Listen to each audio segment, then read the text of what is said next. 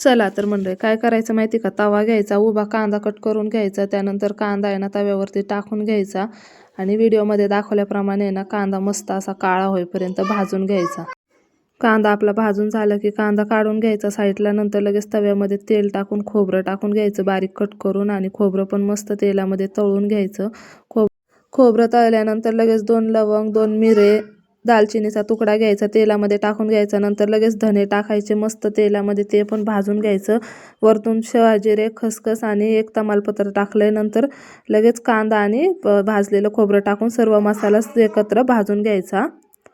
मसाला भाजून झाला की काढून घ्यायचा। नंतर लगेच त्याच्यात आवश्यकतेनुसार हिरव्या मिरच्या टाकायच्या। हिरव्या मिरच्या पण व्यवस्थित मस्त भाजून घ्यायच्या चांगल्या। मिरच्या भाजून झाल्या की लगेच शेंगदाणे टाकून घ्यायचे। शेंगदाणे पण भाजून घ्यायचे। शेंगदाणे भाजून झाले की लगेच मिक्सरच्या भांड्यामध्ये मसाला टाकून घ्यायचा सर्व।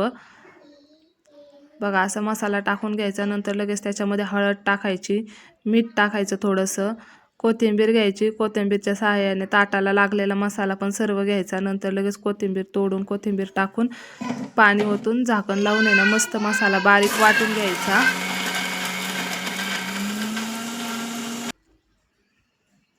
तर बघा असा मसाला वाटलाय। नंतर आहे ना परत त्याच्यामध्ये थोडंसं पाणी वाटायचं, एकदम बारीक मसाला असा वाटून घ्यायचा।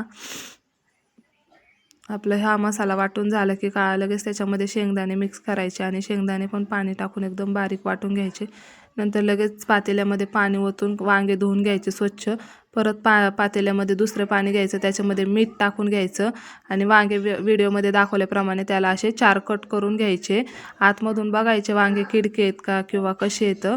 नंतर लगेच वांगे कट करून झाले की आपला मसाला बघा एकदम स्मूथ असा वाटून घेतलेला आहे मी बारीक।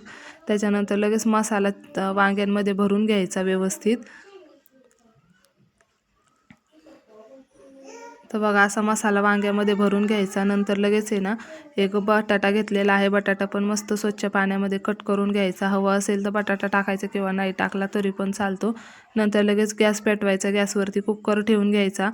कुकर आपला चांगला गरम झाला की त्याच्यामध्ये आवश्यकतेनुसार तेल टाकायचं। तेल गरम झालं की वांगे टाकून घ्यायचे। वांगे 1 मिनिट तेलामध्ये परतून घ्यायचे। नंतर लगेच उरलेला मसाला सर्व टाकून घ्यायचा, मस्त सर्व परतून घ्यायचा मसाला। नंतर पाणी टाकायचं थोडंसं, बटाटा टाकायचा कट केलेला, 1 टोमॅटो कट करून टाकायचा बारीक,